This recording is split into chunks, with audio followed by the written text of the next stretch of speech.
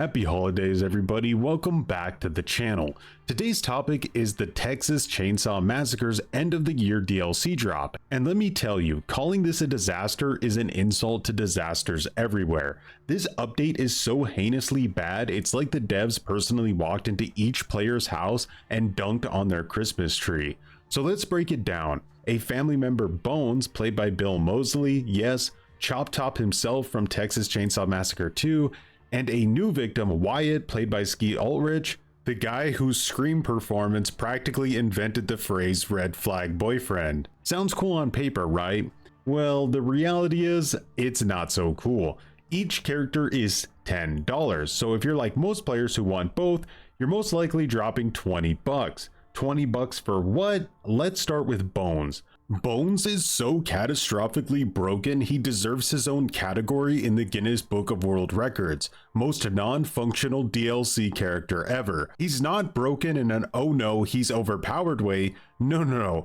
This is broken as in you'd get more utility out of a scarecrow in a hockey mask.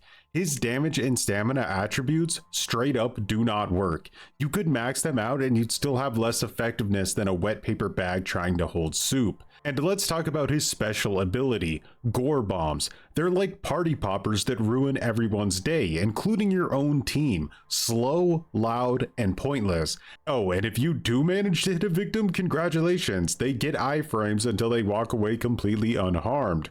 Bravo devs, truly next level trolling.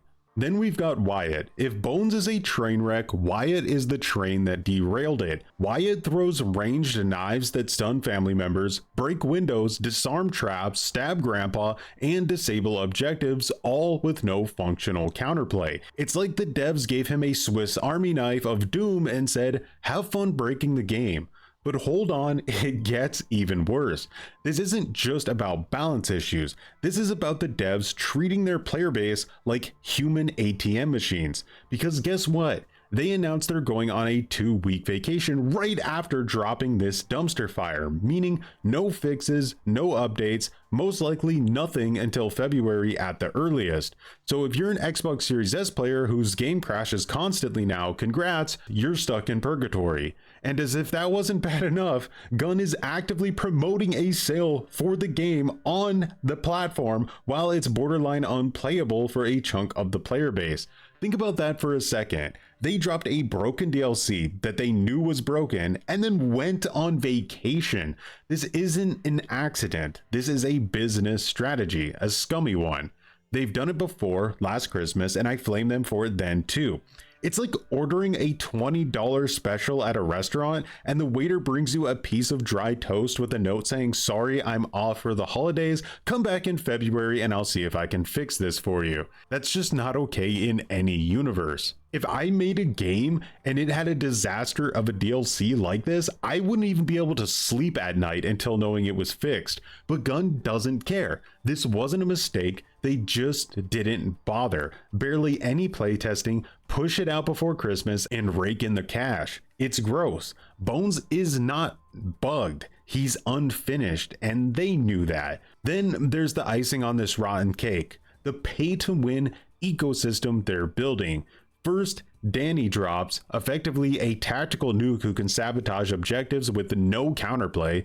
Then they add Hands, a family member who hard counters Danny, and now Wyatt comes along to hard counter Hands with ranged knives. It's almost like they're engineering a rock, paper, scissors cycle of consumer manipulation just to squeeze out every last dime. To top it all off, Gun announced they're canceling plans to add earnable currency to the game. This would have given players a way to grind for premium content without spending real money, but nah, why let players earn anything when you can charge them for it instead?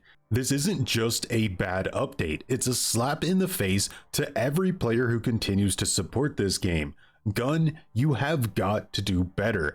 At this point, the scariest thing about the Texas Chainsaw Massacre isn't Leatherface showing up. It's checking the patch notes and seeing what fresh horror you have cooked up for us in the next update. With that said, I'm curious what you all think about this update. Let me know down in the comments, and as always, thanks for watching and have a good one.